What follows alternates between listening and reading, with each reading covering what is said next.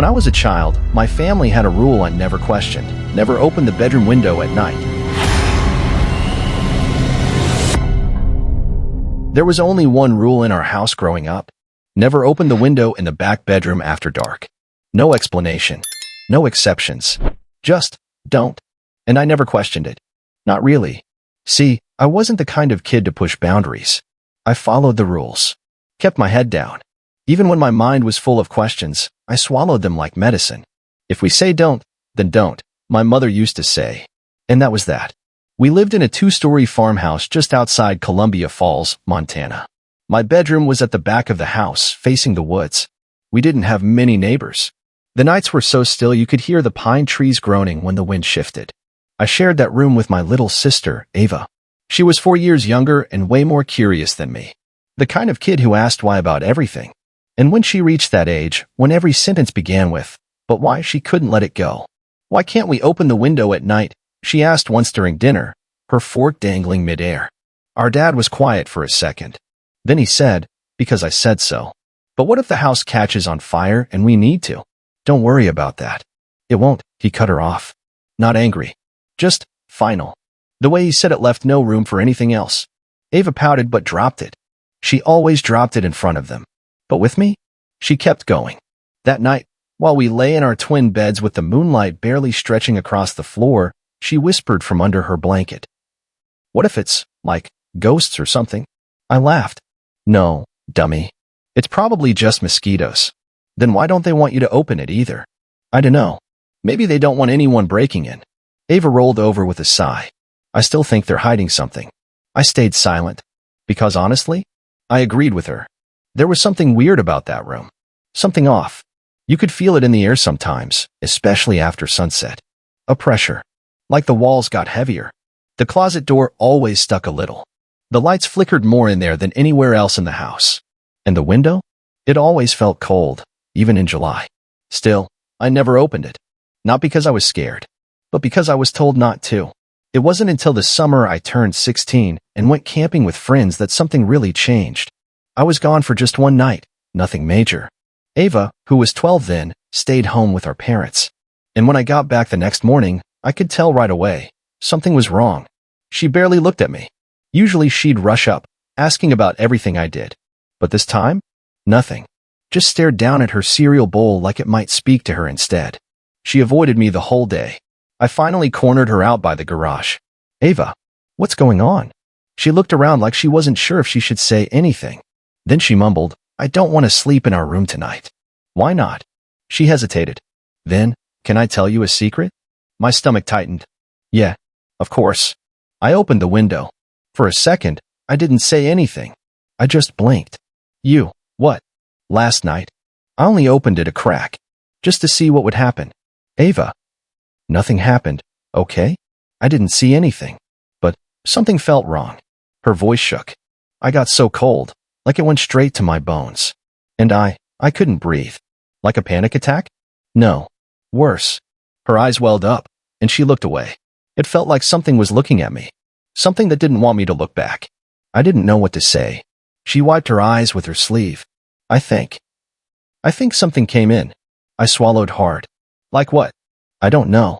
That night, our parents made her sleep in our room again. She didn't argue.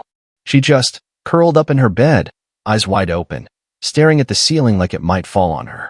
I stayed up reading, pretending none of it bothered me. But inside, I was unraveling.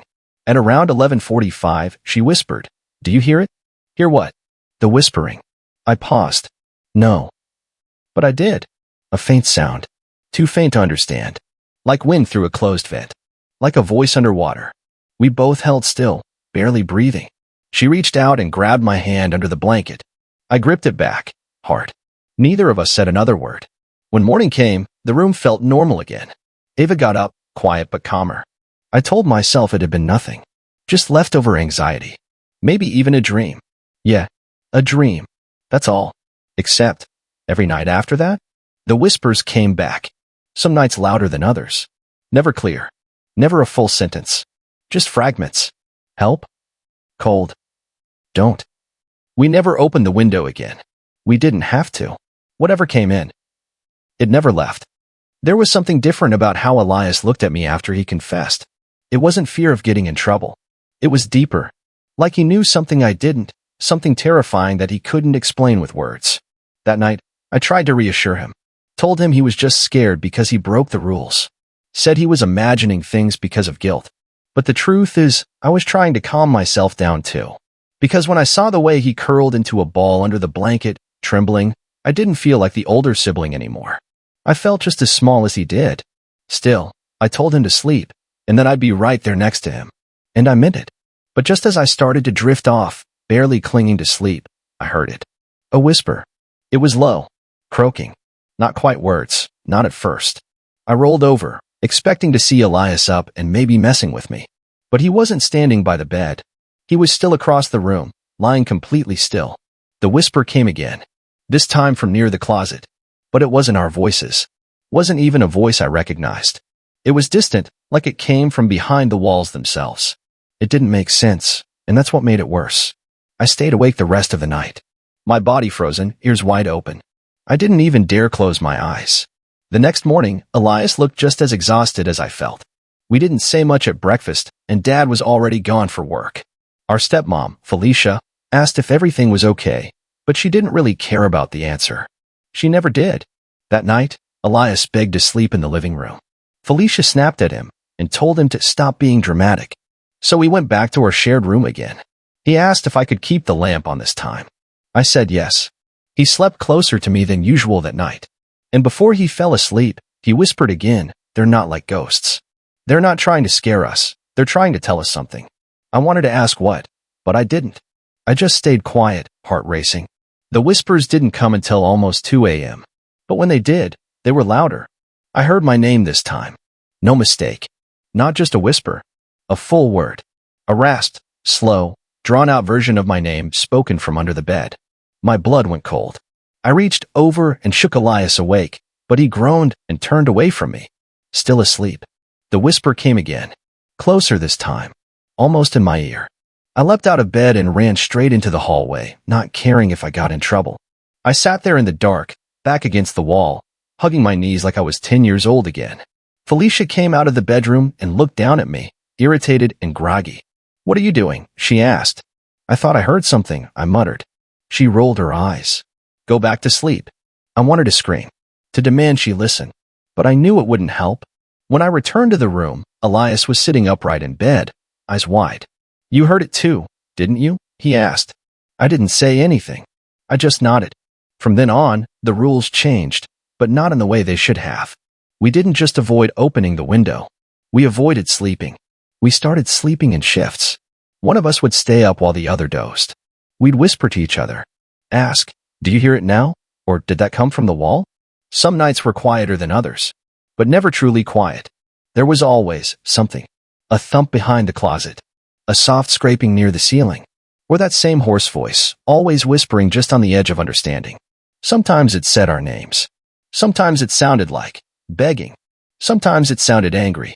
Felicia and Dad never believed us. They stopped asking why we looked like hell every morning. Eventually, they stopped caring altogether. Elias started carrying a flashlight everywhere. I started keeping the Bible under my pillow. And then, one weekend when our parents went to visit family, we had the whole house to ourselves. For the first time, we thought maybe, just maybe, it was over. That the whispers had left with them. We played loud music. Stayed up late watching dumb horror movies. Ate junk food. Laughed. We felt normal again. For one night. But sometime past midnight, the music cut out. All the power in the house shut off. Total silence. The air turned icy. I could see my own breath. Elias turned to me, flashlight in hand, face pale as chalk. "I think they're still here," he whispered. That's when we heard it. Not a whisper. Not this time. But something much, much worse. A knock. 3 slow knocks coming from the inside of the bedroom closet. And then a voice. Clear. Sharp. "Why did you open the window?" The night Luis left for his first solo sleepover, I was 17. Old enough to not be afraid of the dark. Old enough to rationalize creaks in the floor and voices in the wind. Or so I told myself. It was the first time in years I'd be sleeping in that room alone. The window, sealed tight, hadn't been touched since that night. And though Luis and I never spoke of it again, the weight of it remained. A silence that followed us, curled in the corners of the room like shadow. I tried to act like I wasn't nervous. I blasted music while folding laundry, read a chapter from my history book, even cleaned my side of the closet. Then, because I wanted to prove something, maybe to myself, maybe to the thing we'd let in, I queued up a horror movie on my laptop. Not just any horror movie. One of those old school, slow burn, psychological ones. The kind that gets under your skin, not with jump scares, but with quiet, awful suggestion. At first, it was working.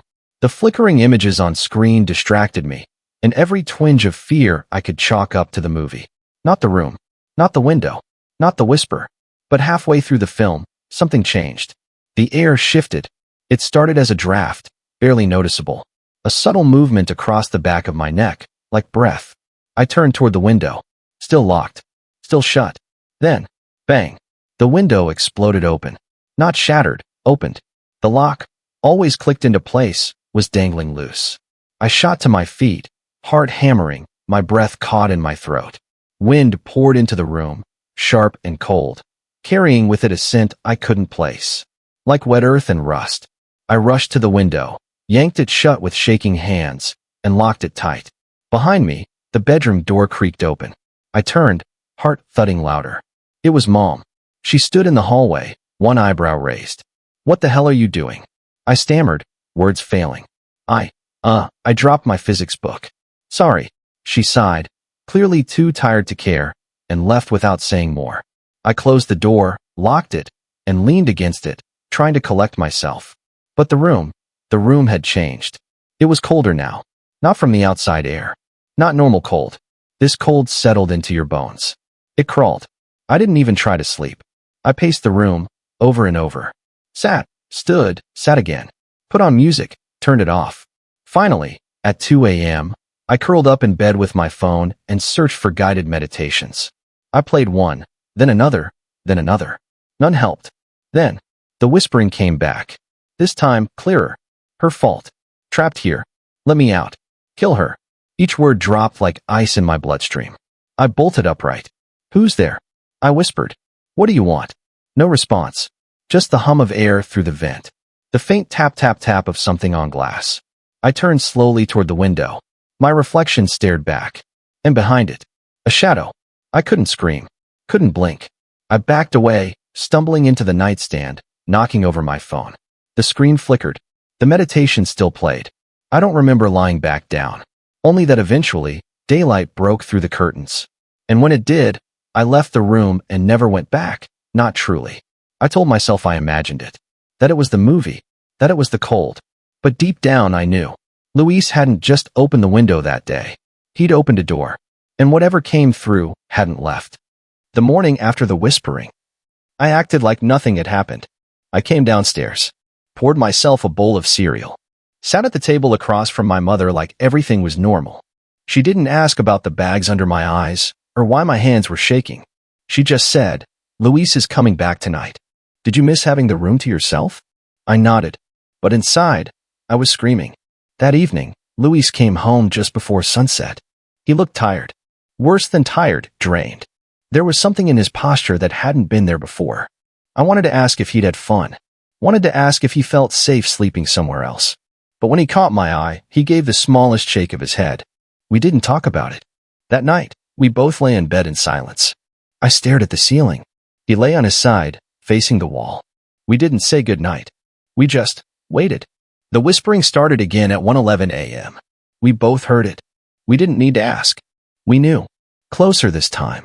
It didn't swirl around the room like wind. It came from a single point. The closet. We both sat up slowly, back straight, breath held. I reached for my phone and turned on the flashlight. The closet door was slightly ajar. I didn't remember leaving it open. "Did you?" I started to ask. Luis shook his head quickly. "No." My flashlight flickered. Then, a sound. Like fabric rustling. Like something shifting.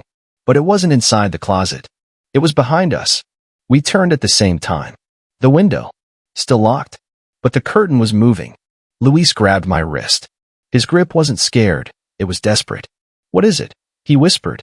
I didn't answer. Because I didn't know. I stood and crept toward the window. My pulse thudded in my ears. I pulled back the curtain. Nothing. But then I saw it. On the glass. A word. Written in condensation. Stay. I stepped back, shaking. Luis read it, too. He whispered, I didn't breathe on the window. Neither did I. We left the room that night. Slept in the hallway with pillows and blankets. We didn't care what our parents thought anymore. Days passed. The whispering returned almost every night. Always between 1 o'clock and 3 a.m. Always unintelligible at first, but getting clearer. Some nights, we could make out bits. She opened it. Why would she do that? It hurts. I can't leave. Luis started drawing pictures. Of faces he'd never seen. Of mouths without eyes. Of long fingers pressing against glass. I asked him why. He said, they come to me when I close my eyes. If I draw them, they don't stay as long. One night, our mother caught us sleeping in the hallway again. She got angry. Said we were being dramatic. That there was no reason for this behavior. Dad was quieter. He just watched us. That same night, when everyone else was asleep, I snuck into the living room. I opened the family photo albums. Started looking for anything, anyone, that matched the whispering faces Luis was drawing. I found something. A picture from before I was born. A girl, about 12. Long dark hair. Sad eyes. I had never seen her before. Written on the back of the photo. Amelia, age 12. Guest bedroom. Guest bedroom. Our room. I took the photo to my parents the next morning. Who is this? I asked. Mom's lips went thin. She looked at Dad. She was your cousin, he said eventually. Your aunt's daughter. She lived with us for a year. What happened to her? I asked. They didn't answer. They just said not to go looking into it. But that night, when I went back to our room, the word on the window had changed. It no longer said stay. It said, remember. The rules weren't just about keeping something out. They were about keeping something in. And I was starting to think whatever came through that window wasn't the first. I didn't sleep that night. I couldn't. The word burned in my mind. Remember. I stared at the glass until the letters vanished with the morning sun. By then, Luis was awake too. He'd been lying still for hours, pretending. I could tell. We got dressed in silence. No whispering. No talking. Just this heavy feeling in the air. Like something was watching us, waiting. That morning, I made a decision. If my parents wouldn't tell us the truth, we would find it ourselves. Luis didn't even argue. He just nodded when I said we needed to go back to the attic. To the boxes we weren't supposed to touch. That's where the family kept things they wanted to forget. Old report cards. Broken ornaments. Unmarked VHS tapes with dates instead of titles. And then, a small wooden chest. Locked with a rusted latch. No key. But I broke it open with a hammer. Inside were old journals. Drawings. Newspaper clippings. Folded so many times they nearly crumbled. One article stopped us cold. 12-year-old girl found dead after fall from bedroom window. Amelia S., niece of local couple, reportedly fell from the second story during the night. Investigation ruled the death an accident. The date? Exactly 20 years ago. To the day, Luis sat down hard on the attic floor. He looked pale. His hands trembled. I knew I felt someone, he whispered. That night, the air in our room felt different. Thicker. Colder. We kept the lights on. Flashlights beside our pillows. The window double-locked. At 1:12 a.m., the lights flickered. Luis sat up. I grabbed his hand. Then we heard it. Not whispering this time. A knock. 3 soft knocks. From the inside of the closet. Luis let out a shaky breath. It's her. The air filled with static. Our hair stood on end. Something moved behind the closet door. I stood slowly. My legs felt like they belonged to someone else. Don't, Luis said. But I opened it anyway. Inside. Nothing. Just our clothes. Boxes. Darkness. Until Luis gasped. Look. On the back wall. Scratched into the paint. You opened it again. I shut the door and locked it. We didn't sleep. The next day, I went to the library while my parents were at work. Luis stayed home. I searched every database I could. I found court documents. Police notes. Amelia didn't just fall. She'd been found outside the room. But the window was still locked from the inside. And she wasn't alone when it happened. A child psychiatrist had visited the house in the months before her death. Notes were vague, but one line stuck out. Patient reports hearing voices from the closet and seeing her own reflection move when she didn't. Another report, a week before she died, says someone climbs through the window at night. Not a person. Something else. I went home feeling sick. When I got back, I found Luis sitting outside the house, shaking.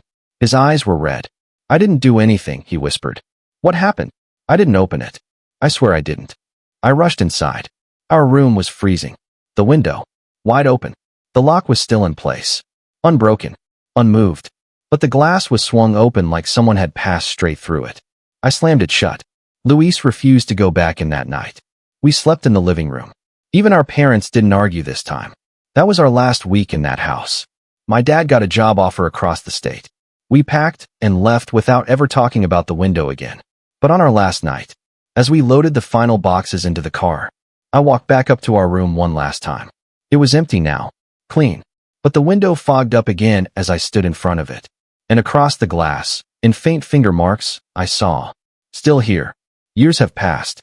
Luis won't talk about it, not even in passing. He keeps his windows sealed shut, no matter where he lives. I do the same. We don't ask each other how we're sleeping. We just know.